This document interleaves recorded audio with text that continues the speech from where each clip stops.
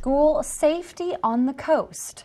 Good evening. I'm Madeline Overturf. And I'm Charlie Sakaitis. Welcome to our News at 6. We begin tonight with a bill that would pay for school resource officers, but it's been shot down. The House Education Committee voted down a bill introduced by Milford Area Representative Brian Shoup. Representative Claire Snyder Hall was one of those who voted to deny the bill, saying the funds would be better spent on teachers. Coast TV News reporter Emma Aiken is live in Milford. Emma, that money would only apply to schools that opt in.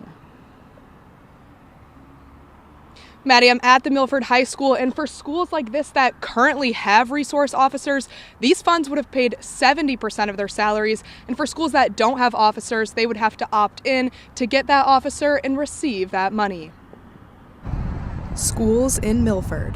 These are some that would have benefited from a bill to fund 70% of school resource officers' salaries from the state. Milford Area Representative Brian Shoup says not only are the officers needed for safety, but they help foster trust in the community. And they create those positive bonds and those relationships with students, then law enforcement has a chance to create that positive environment and allows those community roots to grow between students and families that don't normally have a positive interaction with them. But the Delaware House Education Committee voted down that bill. Rehoboth Beach Representative Claire Snyder Hall voted no, saying, quote, highly trained police officers should be doing police work, and, quote, there is no evidence that SROs stop mass shootings. The Education Committee rejected the bill on a near party line vote, with opponents expressing concerns over cost and potential over-policing in schools. Bob Griffiths lives in Milford. He says he's in favor of whatever it takes to keep kids safe.